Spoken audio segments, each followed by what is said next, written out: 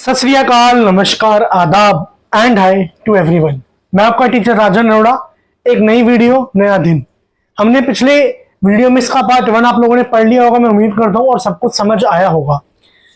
अब इस वीडियो में हम पढ़ेंगे इस चैप्टर का पार्ट 2। ये क्लिप छोटी होगी, वीडियो छोटी होगी, क्योंकि हमारे कुछ ही टॉपिक रह गए हैं। मेजर पोर्शन हमने पार्ट वीडियो में 1 वीडियो में कर लिया होगा, और उम्मीद करता हूं आप सब तंदुरुस्त होंगे, खुश होंगे, और सारी वीडियो आपको समझ आई होंगी अभी तक की। और मैंने आपको पहले भी कहा था, अब भी कह रहा हूं, अगर आपको कोई भी डाउट लगे किसी भी वीडियो में, बेहिचक आप मेरे से पूछ सकते हैं। मैं आपको कमेंट सेक्शन में जल्द से जल्द उसका रिप्लाई दूंगा। अब स्टार्ट करते हैं इस चैप्टर का पार्ट 2, यानी कि इक्वेशन से। बहुत इंपॉर्टेंट है। हमने पिछली वीडियो में भी पढ़ा कि एमपीसी से कैसे चेंज आता है। ऑटोनॉमस कंजम्पशन क्या होती है, मतलब मिनिमम कंजम्पशन, जो हमने पढ़ा था ना, जो हमेशा पॉजिटिव रहती है, सी बार। या इनकम और एमपीसी का क्या रिलेशन है, इनकम बढ़ेगी, कंजम्पशन में क्या चेंज आएगा, ये सब चीजें आती हैं इक्वेशन में। इक्वेशन क्या होती है वो पढ़ते हैं। सबसे पहले हमने पढ़ा था एक सी होता है, एडी में आता है सी प्लस आई, हमने पढ़ा था ना। आई तो हमें पता है इन्वेस्टमेंट है जो ऑटोनॉमस है। ये सी कैसे निकलेगा, स्टोरी सारी ये सी को कैसे निकालना है। तो अब हम पढ़ेंगे ये सी कैसे निकलता है। हमने पढ़ा है C is equal to C bar plus B Y. अब मैं समझाता हूं क्या है। कंजम्पशन इक्वल होगा ऑटोनॉमस कंजम्पशन के प्लस बी, मतलब ये जो बी है यहां पे ये है एमपीसी, वाई है इनकम, नेशनल इनकम, और जो सी बार है वो है ऑटोनॉमस कंजम्पशन, जो हमने पढ़ा है चाहे इनकम हो ना हो पर होगी ये कंजम्पशन। इससे हमें क्या पता लगता है, हमारे एमपीसी के कारण हमारी इस पूरी इक्वेशन में बहुत बड़ा चेंज आता है। यानी कि हमारी कंजम्पशन एक्सपेंडिचर कितना होगा, ऑटोनॉमस तो हमारा फिक्स है, ये निर्भर करेगा हमारी बी पे।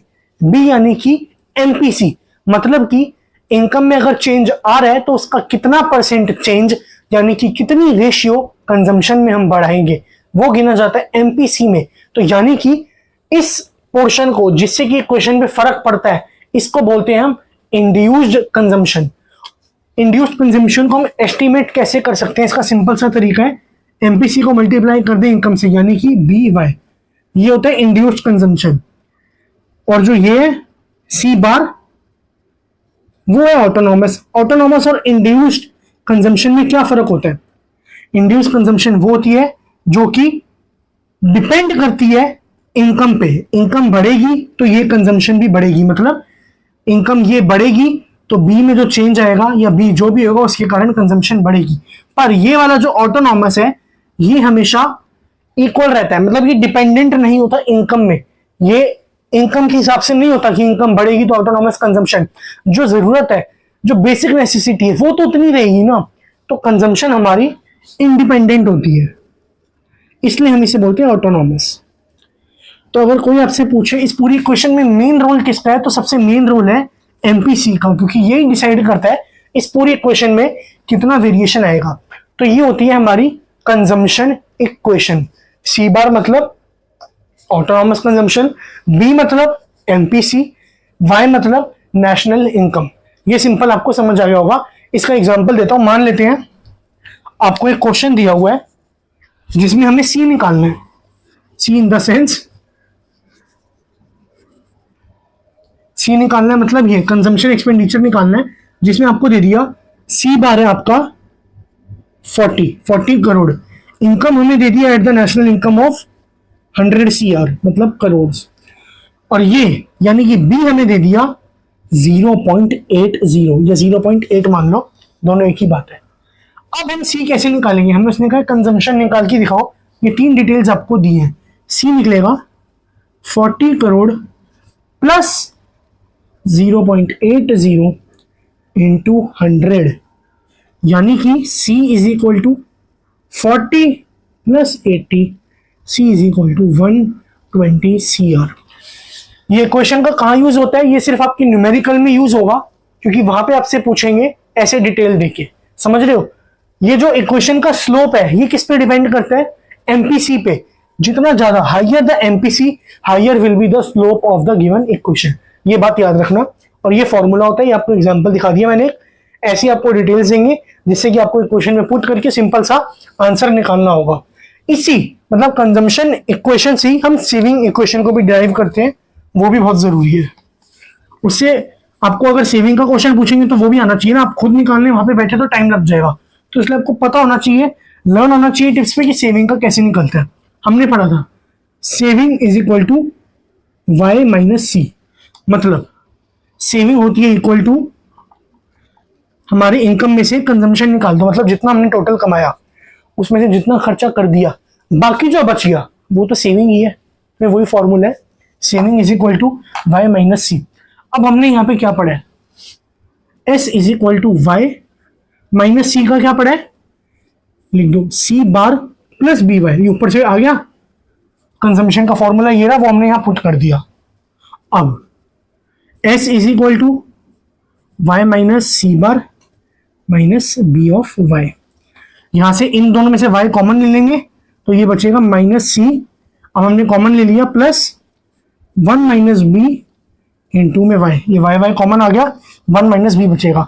तो ये जो होता है ये होता है हमारा सेविंग का इक्वेशन।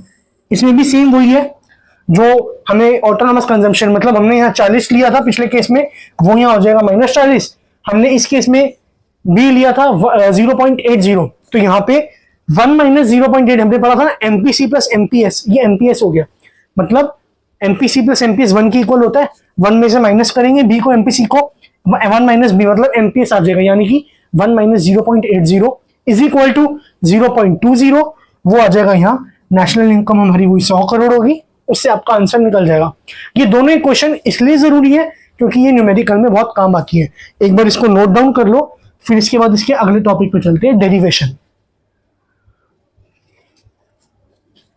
उम्मीद करता हूं नोट कर लिया होगा सबने, ठीक है।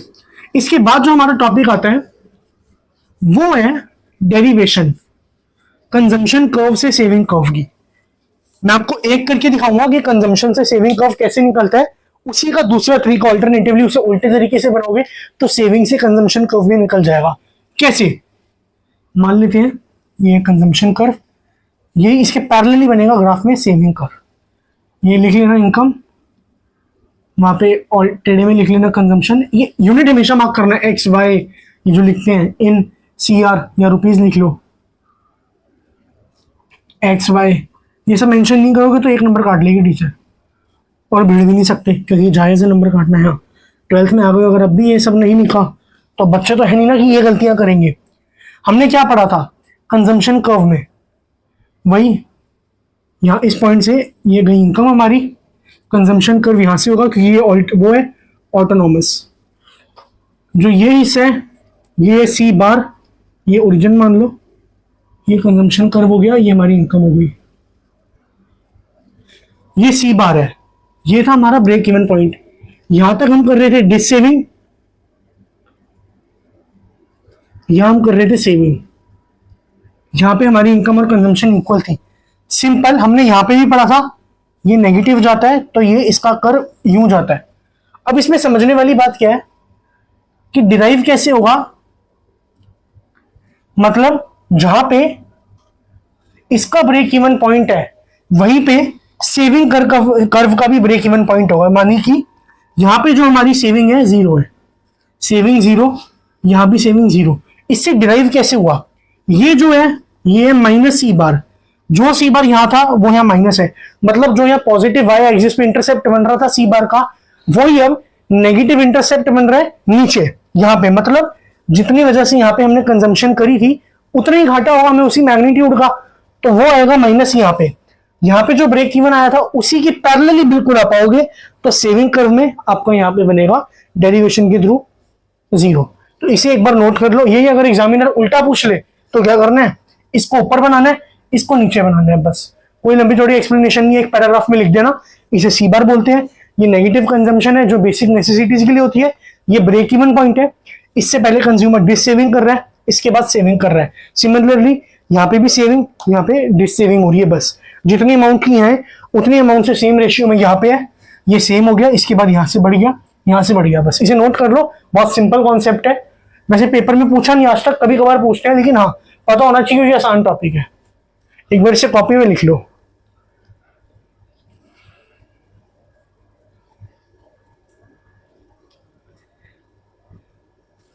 उम्मीद करता हूं सबने लिख लिया होगा। इसके बाद जो अगला टॉपिक आता है वो है इन्वेस्टमेंट फंक्शन। इन्वेस्टमेंट नाम से ही समझ आ रहा है, फंक्शन मतलब रिलेशनशिप। इन्वेस्टमेंट फंक्शन में हम पढ़ेंगे कि एडिशनल इन्वेस्टमेंट से क्या फर्क होता है, इन्वेस्टमेंट कितने टाइप की होती है, सब अभी आगे आएगा।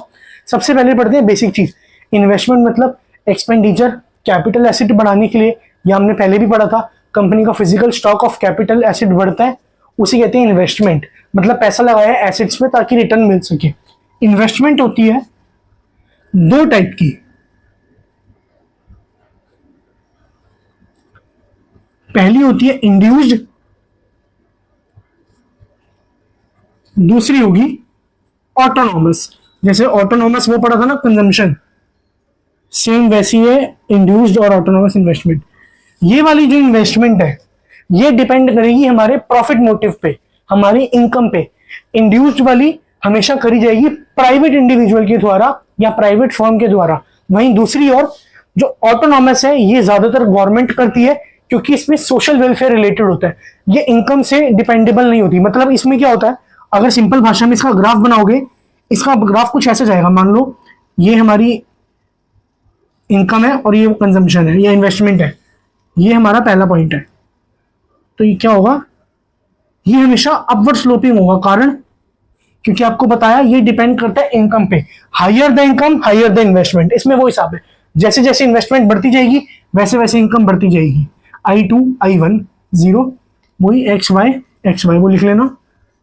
इंड्यूस्ड होता है ये, इसका ग्राफ हमेशा सीधा जाता है, क्योंकि ये आपको पता है अपवर्ड स्लोपिंग है, इसलिए क्योंकि इन्वेस्टमेंट बढ़ेगी तो आपका पैसे मतलब इनकम बढ़ेगी तो इन्वेस्टमेंट बढ़ेगी, डायरेक्टली प्रोपोर्शनल है। वहीं दूसरी ओर जो गवर्नमेंट सेक्टर करता है उसका ग्राफ कैसा बनेगा, इसका ग्राफ बनता है पैरेलल टू एक्स एक्सिस, मतलब यू। अब इसका मतलब क्या, मान लो ये इन्वेस्टमेंट है, ये इनकम थी Y1, इनकम मान लेते पहले ये थी, अब इनकम बढ़ भी जाएगी ना Y2, तो भी यहां पे भी आई आपका सेम रहेगा। समझ रहे हो, ये आई नहीं चेंज हो रहा, आपकी इनकम बढ़ रही है। तो ये वाली जो इन्वेस्टमेंट होती है जो गवर्नमेंट करती है, इसको बोलते हैं ऑटोनॉमस इन्वेस्टमेंट। हमारे कोर्स में दो टाइप की इन्वेस्टमेंट है, एक बार दोनों का ग्राफ फटाफट कॉपी में बना लो। ये पैरेलल टू एक्स एक्सिस है,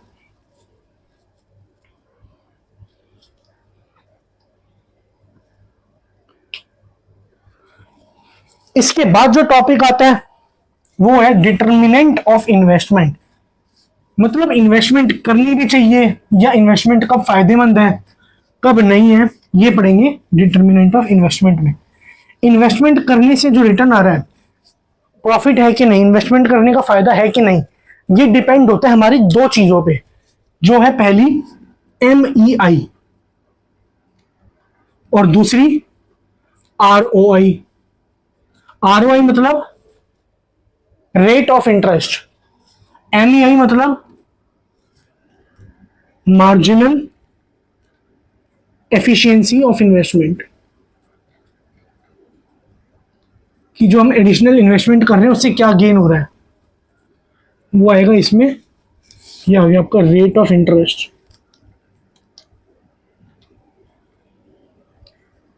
MEI के अंदर दो कंपोनेंट आते हैं, पहला सप्लाई प्राइस, ये इकोनॉमिक की टर्म्स है, ये ना आपको याद करनी पड़ेंगी, और दूसरा प्रोस्पेक्टिव यील्ड, सेम ऐसी याद करनी पड़ेंगी ये, जबकि है आसान, बस नाम थोड़े कॉम्प्लेक्स है।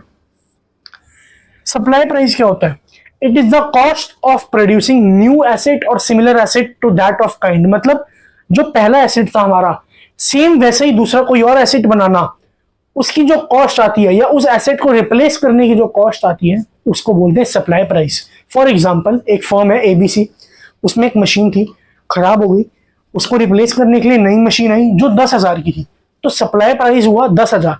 उस एसेट को बदलने की जो कॉस्ट आई या नया एसेट लाए या रिप्लेस हुआ, उसे बोलते हैं सप्लाई प्राइस। प्रोस्पेक्टिव यील्ड ये होता है net return of all cost gained from asset over it's life time. मतलब एक एसेट से हमें कितना रिटर्न आया, जितना हमने खर्चा किया उस पर हमें कितना रिटर्न आया, नेट रिटर्न।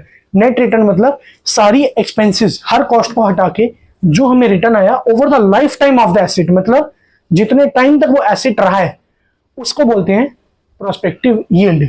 हमने जैसे पढ़ा 10,000, अब हम मान लेते हैं 10,000 की मशीनरी थी, उससे हमें 1200 के एक्सपेंसिव, मतलब 1200 का वो आया रिटर्न। फॉर एग्जांपल एक साल में हम मान लेते हैं 1200 का रिटर्न आया, और उसको चलाने के एक्सपेंसेस थे 200 रुपए। तो मतलब 1200 माइनस 200, 1200 माइनस 200, हमारा जो प्रोस्पेक्टिव यील्ड हुआ वो सिर्फ 1000 का हुआ। मैंने आपको बोला ये नेट ऑफ ऑल कॉस्ट है, तो इसमें से एक्सपेंसेस माइनस हो गए, जो मशीनरी को रन करने के थे बचा 1000। अब आप कहोगे सर एमईआई कैसे निकला इससे? तो एमईआई का एक सिंपल सा फॉर्मूला होता है। वो फॉर्मूला क्या होता है? सप्लाई प्राइस और प्रोस्पेक्टिव यील्ड को कैलकुलेट करने के बाद हमें क्या करना होता है? प्रोस्पेक्टिव यील्ड अपॉन में सप्लाई प्राइस इनटू में 100। मतलब प्रोस्पेक्टिव यील्ड आया हमारा 1000, सप्लाई प्राइस आया 10,000, इंटू में 100 करो, 1 2 3 1 2 3, यानी कि 10%। ये आया हमारा MEI, marginal efficiency of investment. अब ये कैसे पता लगेगा कि ये प्रॉफिटेबल है कि नहीं? इसके लिए हमें चाहिए रेट ऑफ इंटरेस्ट। मतलब हमें दोनों चीजें चाहिए ये पता करने के लिए कि जो इन्वेस्टमेंट हम कर रहे हैं प्रॉफिटेबल है कि नहीं। For example rate of interest क्या होता है? कॉस्ट ऑफ बोरोइंग, मतलब हम बैंक से उधार लेने जाते हैं, बैंक वाले बोलते हैं ना कि 10% में लोन मिलेगा, मतलब हमें 10% महंगा पड़ेगा, उसे बोलते हैं रेट ऑफ इंटरेस्ट। मान लेते हैं फर्म को इन्वेस्टमेंट करनी है, उसने रेट ऑफ इंटरेस्ट पे बाहर से लोन उठाया 8% पे, तो इसका क्या मतलब है? 8% पे उसने बाहर से रेट उठाया, 10% उसे प्रॉफिट हो रहा है, यानी कि नेट 2% उसको मुनाफा हो रहा है। 8% पे उसने लोन उठाया, 10% उसे वापस गेन आ गया, 2% वो प्रॉफिट में, तो वो इन्वेस्टमेंट करेंगे। वहीं दूसरी ओर अगर हम मान लेते हैं ये 11% हो जाता है, उस केस में MEI कम है, यानी कि इन्वेस्टमेंट हमारे लिए प्रॉफिटेबल नहीं है, तो उस केस में हम इन्वेस्टमेंट बिल्कुल भी नहीं करेंगे। इससे अगला टॉपिक आता है x एंटे and post, x post investment या सेविंग। एक बार पहले इसको नोट डाउन कर लो, उसके बाद एक्स वाले पे चलते हैं।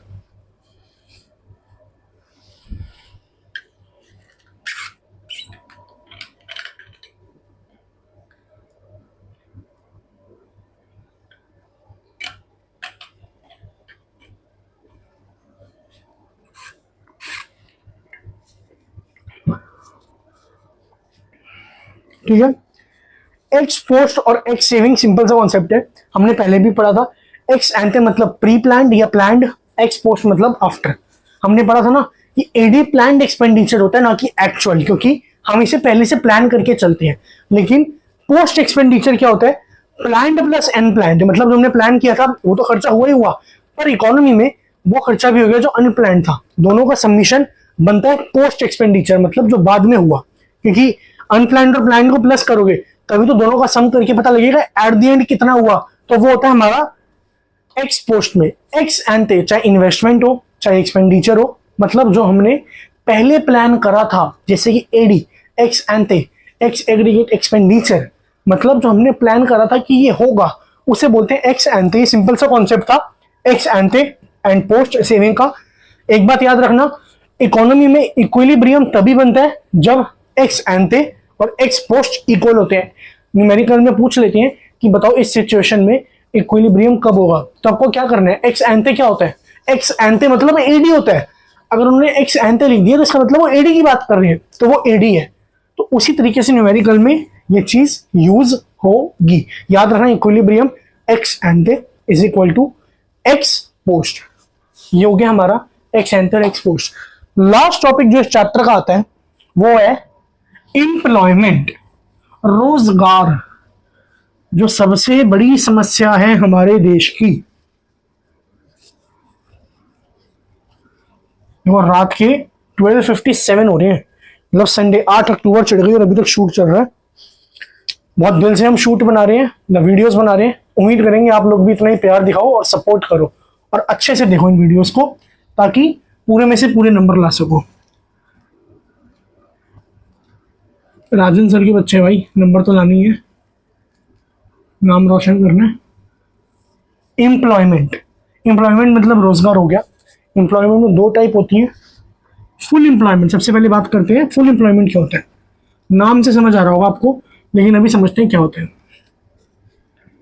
फुल एम्प्लॉयमेंट मतलब every individual in the economy who is willing and able to work at the prevailing wage rate and working is known as full employment। मतलब हर एक इंडिविजुअल जो कि अभी इकोनॉमी में जो भी वेज रेट चल रहा है, जो सरकार तय करती है, या जो भी आपके आसपास वेज रेट है, उस पर आप काम करने के लिए तैयार हो और विलिंग हो, और आप फिजिकली भी फिट हो और आपको काम मिल जाता है, वर्किंग हो, तो वो होता है फुल एम्प्लॉयमेंट। पर मैक्रो इकोनॉमिक्स की टर्म में फुल एम्प्लॉयमेंट के अंदर भी दो टाइप की अनएम्प्लॉयमेंट आती है। वो कैसे? सबसे पहली इसके अंदर जो आती है वो होती है स्ट्रक्चरल और दूसरी होती है फ्रिक्शनल। ये दो टाइप की अनएम्प्लॉयमेंट आती है इसके अंदर। फ्रिक्शनल कौन सी होती है? फ्रिक्शनल अनएम्प्लॉयमेंट वो अनएम्प्लॉयमेंट होती है जब कोई भी वर्कर एक जॉब को छोड़ता है और दूसरी को पकड़ता है, बीच में जो टाइम इंटरवल होता है उसे जॉब नहीं मिलती, उसे बोलते हैं फ्रिक्शनल अनएम्प्लॉयमेंट। इसकी रीजन, मान लो वर्कर ने जॉब छोड़ दी, अब उसको आगे नौकरी की लैक ऑफ इंफॉर्मेशन है, उसे पता ही नहीं कि मार्केट में कौन सी नौकरी उसके लिए है, या फिर कोई नई टेक्नोलॉजी आ गई, ये जैसे कारण होते हैं, मशीनरी आ गई, कोई भी चीज है, उसे पता ही नहीं कि अब कहां पे अप्रोच करना है, या कोई भी नई जॉब। इन सब कारणों के मतलब ये सब रूट कॉज है जिनके कारण हमारी फ्रिक्शनल अनएम्प्लॉयमेंट बनती है। मतलब समझ गए? सिंपल भाषा में, एक नौकरी छोड़ी दूसरी पकड़ी नहीं, मतलब वो जो बीच में टाइम पीरियड हुआ उसको हम गिनते हैं फ्रिक्शनल अनएम्प्लॉयमेंट में। फिर आता है स्ट्रक्चरल अनएम्प्लॉयमेंट।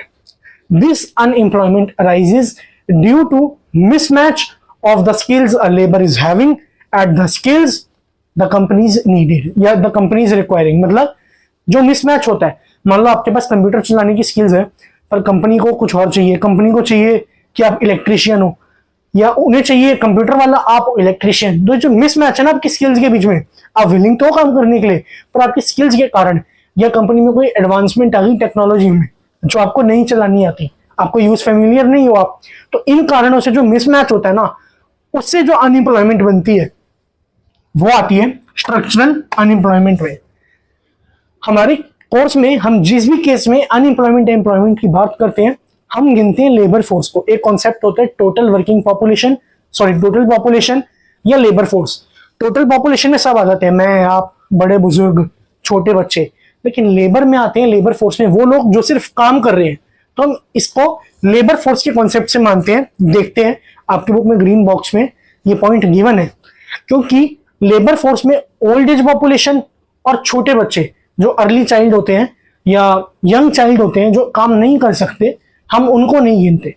तो ये आती है हमारी दोनों अनएम्प्लॉयमेंट इसके अंडर। इसके बाद जो आती है दूसरी, जो एक्चुअली में हम अनएम्प्लॉयमेंट मानते हैं काउंट करते वक्त देश की एम्प्लॉयमेंट में, वो ये है इनवॉलेंट्री अनएम्प्लॉयमेंट। इनवॉलेंट्री अनएम्प्लॉयमेंट क्या होती है?